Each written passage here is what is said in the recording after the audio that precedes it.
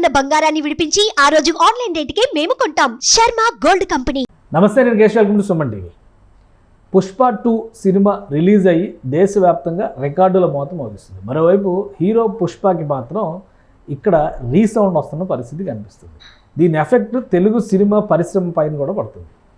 తెలంగాణ ప్రభుత్వంతో చినికి గాలివానగా మారుతున్నటువంటి వ్యవహారం, మరోవైపు బెయిల్ పిటిషన్ విషయంలో కూడా పరస్పర భిన్నమైనటువంటి చర్చలు జరుగుతుండడం, ఇక ఇండస్ట్రీ విషయంలో బెనిఫిట్ షోలు రద్దు, రాబోయే రోజుల్లో టికెట్ల పెంపు లాంటివి ఉండబోవు, అలానే మరికొన్ని కఠినమైనటువంటి నిర్ణయాలు తీసుకునే దిశగా తెలంగాణ ప్రభుత్వం అడుగులు వేస్తుంది. దీనివలన ఇండస్ట్రీ ఖచ్చితంగా లాస్ అవుతుందనేటువంటి ఆవేదన వినిపిస్తుంది. అయితే ఇండస్ట్రీని ఇప్పుడు రక్షించేటువంటి వ్యక్తులు ఎవరు? ఈ సమస్యని ఇరుపక్షాలు కూడా ఎవరికి వారే తమదైన శైలిలో ముందుకు వెళ్తే లాస్ అయ్యేది ఇండస్ట్రీ అనే అభిప్రాయం వినిపిస్తుంది. సో ఇండస్ట్రీ పక్షాన లేదా ఇండస్ట్రీ అవసరాల గురించి మాట్లాడే అవకాశం ఎవరికి ఉంది? ఈ సమస్యను పరిష్కరించేటువంటి సామర్థ్యం ఉన్నటువంటి వ్యక్తి ఎవరు? ఈ అంశం పైన విశ్లేషణ చూద్దాం. మనతో పాటు అనలిస్ట్ చంద్ర శ్రీనివాస్ గారు. నమస్కారం. సో ఇప్పుడు సమస్య అనేది 2 కోణాల్లో చూస్తే ప్రభుత్వం చెబుతున్న వాదన చాలా బలంగా ఉంది, అలానే అల్లు అర్జున్ చేసినటువంటి వాదనకి సంబంధించి చాలా డొల్లతనం కూడా కనిపిస్తుంది. ఏదైనా కానీ లీగల్ ప్రాసెస్లోకి వెళ్ళింది కాబట్టి అది చట్టం తన పని తాను చేసుకుపోతుంది, ఎవరు ఇన్వాల్వ్ అయ్యేది ఉండదు. కానీ దీని ప్రభావం ఇండస్ట్రీ మీద పడుతుంది, ఇండస్ట్రీ లాస్ అవుతుంది. అటుపక్కన ఆల్రెడీ ఆంధ్రప్రదేశ్లో పవన్ కళ్యాణ్ గారు అరకు లాంటి ప్రాంతాల్లో షూటింగ్లకు రండి అని ఒక పిలిపిచ్చారు. తెలుగుదేశం పార్టీ రాష్ట్ర అధ్యక్షుడు క్లియర్గా ఏపీలో సినిమా ఇండస్ట్రీకి మెరుగైన అవకాశాలు ఇస్తాం అంటున్నారు. సో ఇటు చేసి అటు చేసి హైదరాబాద్లో ఉన్నటువంటి ఇండస్ట్రీ ఒక సంక్షోభ స్థితిని ఎదుర్కొంటుంటే ఈ సమస్యల పరిష్కారం గురించి మాట్లాడేటువంటి పరిస్థితి కానీ ఇన్వాల్వ్ అయ్యేటువంటి పెద్దలు కానీ లేరా? ఇది ఇరువురి మధ్య పంతాలు పట్టింపులతో ముందుకెళ్తే నష్టం ఎవరికి? నష్టం మొత్తం ఇండస్ట్రీకే ఉంటుందండి. ఎందుకంటే స్వర్గీయ ఎన్టీ రామారావు గారు తెలుగువారి ఆత్మగౌరవం అని చెప్పేసి ఒక నటుడిగా మన కృష్ణుడు ఎలా ఉంటాడో తెలియదు, రాముడు ఎలా ఉంటాడో చూసాం. ఆ తర్వాత ఐశ్వర్యం గారు అటువంటి గొప్ప నటుల్ని ఇచ్చింది. నటుడు సినిమాలు కాకుండా రాజకీయాల్లో కూడా రాణిస్తాడని చెప్పి ఎన్టీ రామారావు గారు మనం చూసాం. తెలుగువారి ఆత్మగౌరవాన్ని ఢిల్లీ స్థాయిలో ఆయన చూపించిన చొరవ, ఆ తర్వాత చంద్రబాబు నాయుడు గారు ఎదిగిన తీరు, ఆ తర్వాత రాజకీయాల్లో చిరంజీవి గారు ప్రజారాజ్యం పెట్టారు. సరే 12 మందిని ఎమ్మెల్యేని చేశాడు, సెంట్రల్ మినిస్టర్ అయ్యాడు. ఒక ఇండస్ట్రీ గౌరవే కదా. తర్వాత పద్మవిభూషణ్ అయ్యాడు. ఆ తర్వాత నటుడు ఎవరు వచ్చారు? పవన్ కళ్యాణ్ వచ్చాడు. ఈరోజు సక్సెస్ఫుల్గా 100% స్ట్రైక్ రేట్తో దేశ రాజకీయాల్లోనే తన పేరు తెచ్చుకున్నాడు. కాబట్టి ఈ ఇండస్ట్రీకి మనం ఏం చేసాం అనేది కాకుండా అనేక ప్రభుత్వాలకి సఖ్యతతో ఉన్న వాళ్ళు ఉన్నారు, విభేదించిన వాళ్ళు ఉన్నారు. సరే, దశాబ్దం మనం చూసాం. ఇప్పుడు ఈ పరిస్థితి ఎందుకు వచ్చింది? ఈ 1 ఇయర్లో ఈ రాష్ట్రంలో ఈ పరిస్థితి రావడానికి కారణం ఏంటి? ఒక హీరో చేసిన తప్పుకి మిగతా హీరోలందరూ కూడా సంఘీభావంతో వెళ్ళారు.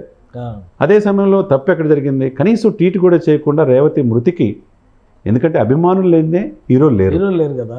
మరి అభిమాని చనిపోయినప్పుడు అదే విధంగా స్పందించాల్సిన హృదయం ఈ ఇండస్ట్రీ మొత్తానికి ఉంది. కానీ ఎవ్వరు కూడా చేయకుండా ఆ తప్పుని ఇక్కడ 2 కారణాలు సార్. ఇండస్ట్రీ నాకు ఆ రోజు సహకరించలేదని చెప్పేసి కక్ష పెట్టుకొని వాళ్ళందరినీ తన దగ్గర తీసుకొచ్చుకున్నాడు, బతిలాడించుకున్నాడు. ఎవరు? మాజీ ముఖ్యమంత్రి జగన్మోహన్ రెడ్డి గారు. మరి ఈయన ఏం చేస్తున్నాడు? చాలా సిస్టమేటిక్గా లీగల్గా కరెక్ట్గా ఉండి చట్టాన్ని విభేదించి ఒక మనిషికి చావు అయినప్పుడు అతను ఎవరైనా ఒకటే అనే ఉద్దేశంతో లీగల్ పాయింట్ పట్టుకొని ఆ విషయంలో రేవంత్ రెడ్డి గారు మినహాయింపు కాదు. ఇప్పుడు అధికారంలోకి వచ్చిన తర్వాత నంది అవార్డులు ఆగిపోతే ఆయన గద్దర్ అవార్డులు పెడితే అవార్డులు పునరుద్ధరిస్తా అన్నారు. చిరంజీవి గారికి పద్మవిభూషణ్ వస్తే ఆ గవర్నమెంట్ కంటే ముందర ఈయన ఇక్కడ సన్మానం చేశారు. వెంకయ్య నాయుడు గారికి, చిరంజీవి గారికి, ఇద్దరికి చేశారు. ఇద్దరు మరి ఆంధ్ర ప్రాంత వాస్తవ్యులుగానే మనం చూడాల్సి. కానీ తెలంగాణ ప్రభుత్వం సత్కరించింది. సో ఒక రకంగా ఇండస్ట్రీ వైపు రేవంత్ రెడ్డి గారు ఒక పాజిటివ్ సిగ్నల్ని పంపుతూనే ఉన్నారు మొదటి నుంచి. కానీ ఇండస్ట్రీ నుంచి ఆ సఖ్యత లేదా ఆ పాజిటివ్నెస్ అనేది ఉందా? ఇప్పుడు ఎందుకు ఇంత? ఇప్పుడు తప్పు జరిగినప్పుడు ఖచ్చితంగా ఎవరికైనా కానీ ఒకటే చట్టం ఉంటుంది, 1 కాన్స్టిట్యూషన్ కాబట్టి, రాజ్యాంగం ఒకటే ఉంది కాబట్టి ఎవరికైనా ఒకటే ఉంటుంది. అల్లు అర్జున్కి అయినా కానీ, మీకైనా, నాకైనా కానీ. సో అదే అమలు చేస్తున్నారు. కానీ దీనివల్ల ఇండస్ట్రీ బలిపశువు అవుతున్న పరిస్థితి ఉందన్నప్పుడు ఎందుకు ఎవరు మాట్లాడట్లేదు? ఓన్లీ ఆయన ఓదార్చడానికి ప్రాధాన్యం ఇచ్చారు కానీ ఇండస్ట్రీ పక్షాన దీనివల్ల నష్టపోయేది ఇండస్ట్రీ అనేటువంటి ప్రశ్న అనే అంశాన్ని లేవనైతే ధైర్యం కూడా ఎవరు ఎందుకు చేయట్లేదు? సార్, ఇక్కడ అల్లు అరవింద్ గారు మేము 3 జనరేషన్స్ నుంచి ఎదిగామంటున్నాడు, స్వయం కృషితో ఎదిగాడని చెప్పి ఈయన అల్లు అర్జున్ గారు ఆ ఇదిలోనూ ఆ ట్రాన్స్లోనే ఉన్నారు. అసలు ఇండస్ట్రీకి పెద్ద దిక్కు ఎవరు అనేది ఇక్కడ ప్రశ్న. ఒకప్పుడు దాసనారాయణ గారు, ఆ తర్వాత ఇండస్ట్రీకి పెద్ద చిరంజీవి గారు అని చెప్పి అందరూ అన్నారు. ఏది ప్రముఖ దర్శకుడు ఆస్కార్ అవార్డు గ్రహీత రాజమౌళి గారు అన్నారు, సార్ వద్దు ఆ పాత్ర నాకు వద్దన్నా కానీ, సార్ మీరు వద్దన్నా అని చెప్పి అందరూ అన్నారు. ఏ సమస్య ఉన్నా మనం చూసాం, చిన్న సమస్య. సినిమా టికెట్ల రేట్ల విషయంలో ఏపీ గవర్నమెంట్కి ఆయన వెళ్ళి పాపం చేతులు జోడించి టీం మొత్తం లీడ్ చేసింది కూడా ఆయన. చేతులు జోడించి అడిగాడు సార్ పాపం, ఆయన తగ్గించుకొని మహేష్ బాబు అందరూ వెళ్ళారు. సార్ ఇక్కడ లీగల్గా తప్పు జరిగితే ఈరోజు రేవంత్ రెడ్డి గారు ఎవరైనా ఒకటే ఆయనకి. ఆ రోజు మీరు అన్నట్టు ఆ రాష్ట్రంలో మొగల్తూరులో పుట్టిన ఆ వ్యక్తికి దేశం గర్వించదగ్గ, దేశంలో ద్వితీయ పద్మవిభూషణుడు అయితే ఆయన సత్కరించాల్సింది పోయి చేయని పనిని ఈయన ఇక్కడ శిల్పకళా వేదికలు చేశాడు సార్. ఏది ఈయనతో పాటు మెగాస్టార్ చిరంజీవి గారితో పాటు వెంకయ్యనాయుడు గారితో పాటు మిగతా పద్మ అవార్డు పొందిన 15 మందికి చేశాడు. అంటే ఇక్కడ రాష్ట్రాలు విడిపోయిన ఒకటే అనే భావంతో రేవంత్ రెడ్డి గారు ఉన్నారు. ఈ సందర్భంలో నేనేం చెప్తానంటే, ఆ రోజు చిరంజీవి గారు ఈ ఇండస్ట్రీని కాపాడటానికి కరోనా టైంలో విపత్కరమైన పరిస్థితుల్లో 6 మాసాలు 24 క్రాఫ్ట్స్కి సొంత డబ్బుతో పాటు కొంతమంది డొనేట్ చేసింది. బ్లడ్ బ్యాంక్ వేదిక లక్షల మందిని కాపాడగలిగారు. ఒకవైపు ఫుడ్ పెట్టారు, బ్లడ్ ఇచ్చారు, ఆక్సిజన్ కూడా ఇచ్చారు. తర్వాత దాంతోపాటు చాలా చేశారు.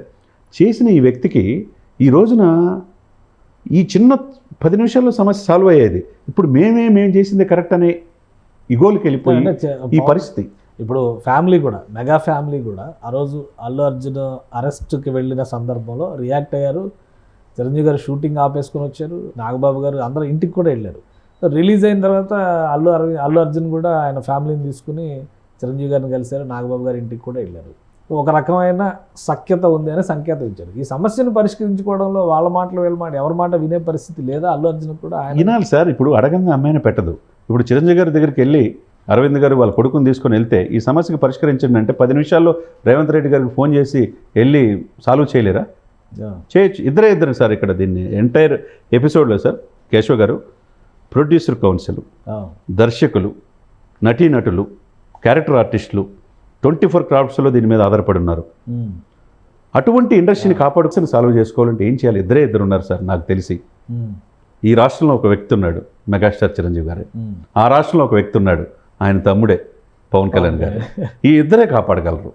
ఈ ఇద్దరు తలుచుకుంటే, ఈ ఇద్దరి దగ్గర కనుక ఈ సమస్య వెళితే వీళ్ళందరూ వెళ్ళాలి. ఇప్పుడు వీళ్ళొక్కల సమస్య కాదు, వీళ్ళకేమో ఇండస్ట్రీ లాస్ అవుతుంది. ఇప్పుడు చిరంజీవి గారు చూడండి ఏమి లేదు, 4 దశాబ్దాల్లో ఎక్కడో ఉన్నాడు ఆయన. వాళ్ళ కొడుకు తండ్రికి తగ్గ వారసుడుగా ఆయన అల్టిమేట్గా వెళ్ళిపోతున్నాడు గ్లోబల్ స్టార్గా. పవన్ కళ్యాణ్ గారు ఇంకా చూసేదేముంది? ఆయన పడిన కష్టాలు, హీరో రాజకీయాలు, దేశ రాజకీయాల్లో ఉన్నాడు. ఇక్కడ విపత్కరమైన పరిస్థితుల్లో ఉంది ఎవరు? ఈ సిచ్యువేషన్కి హీరోలతో పాటు అందరినీ ఇండస్ట్రీని తీసుకొచ్చింది ఎవరు? ఇండస్ట్రీ మొత్తాన్ని అందులోకి నెట్టేశారు. ఒకరి సమస్య కాదు. అల్లు అర్జున్ సినిమా చేస్తారా లేదా, తర్వాత ఆయన 3 ఏళ్ళకో సినిమా చేసి 30 ఏళ్ళకో సినిమా చేసి ఎవరికి పట్టదు. కానీ 3 నెలలకో సినిమా రిలీజ్ చేసేది ఇండస్ట్రీ. అవును, ఇండస్ట్రీ లాస్ అవుతున్నప్పుడు ఎందుకు మరి ఎవరు రియాక్ట్ అవ్వని పరిస్థితి? చాలామంది ఉన్నారు కదా, తమ్మారెడ్డి భరద్వాజ్ గారు కానీ, ఇంకా ఇండస్ట్రీలో ఉన్నటువంటి senior most D Suresh Babu గారు, ఇప్పుడు దిల్ రాజు గారు కూడా గవర్నమెంట్లో కీ రోల్లో ఉన్నారు. సరే, వీళ్ళు ఎవరు మాట్లాడే పరిస్థితి లేదు. ఎవరు వీళ్ళు ఇంకా అగ్నికి ఆజ్యం పోస్తున్నట్టుగా వీళ్ళు ఇష్టం వచ్చినట్టు ప్రెస్ మీట్లు మాట్లాడుతూ ఉంటే, ఆర్మీ అని చెప్పని జపం చేస్తూ ఉంటే మరి అక్కడ కూడా మండుతుంది కదా. అంతే కదా, అదే సిచ్యువేషన్ అవుతుంది. ఇప్పుడు ఈ సిచ్యువేషన్ కారణం ఏంటనేది ఆలోచించుకొని ఇప్పుడు అందరు కలిసి ప్రొడ్యూసర్ కౌన్సిల్ కావచ్చు, దీని మీద ఆధారపడిన 100 కోట్లు పెట్టుబడి పెట్టి నిర్మాతలు ఉంటారు. ఎక్కడెక్కడ యూఎస్ నుంచి వచ్చి ఇక్కడ నిర్మాతలు ఉన్నారు, దర్శకులు, మూవీ మేకర్స్ కూడా ఎక్కడి నుంచి వచ్చారు, వాళ్ళు అమెరికా నుంచి వచ్చి పెట్టుకొని 300 కోట్లు 400 కోట్లు సినిమాలు తీసి ఇప్పుడు 600 కోట్లు దానికి బడ్జెట్ అన్నారు.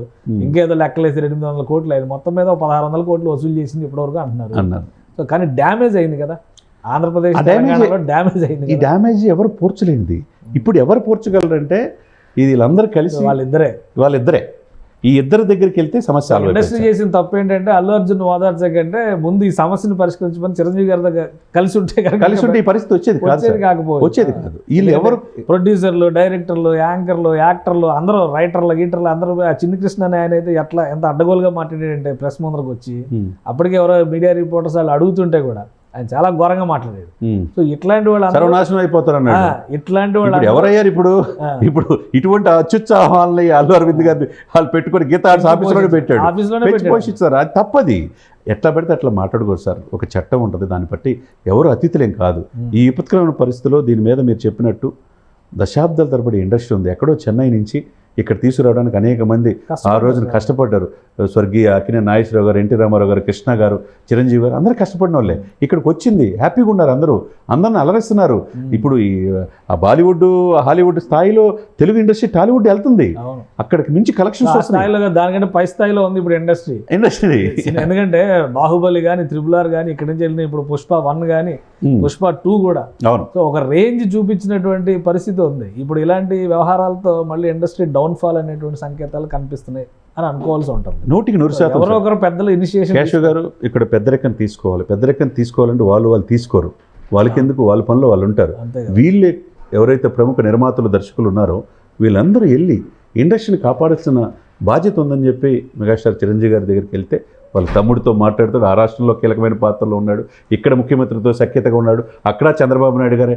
వీళ్ళిద్దరూ కలిసి కూర్చుంటే ఆ రాష్ట్రానికి టూరిజం డెవలప్ అవ్వాలన్న ఉద్దేశంతో షూటింగ్ స్పాట్స్ మీరు అన్నట్టు అరకు ప్రాంతాలు చేస్తున్నారు.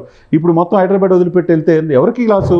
ఇప్పుడు అందరూ కూడా ఇక్కడే సినిమాస్ ఏర్పాటు చేసుకున్నారు. ఇండస్ట్రీ వచ్చేయమంట కదా, అక్కడ షూటింగ్స్ చేయండి, చేసుకోమంటున్నారు, 2 చోట్ల చేయండి అని అంటున్నారు. అది కాబట్టి ఒక సుహృద్భావ వాతావరణం క్రియేట్ అవ్వడానికి అవకాశం అయితే కనిపిస్తుంది. ఇరువురికి ఆమోదయోగ్యమైన వ్యక్తి మెగాస్టార్ చిరంజీవి గారు.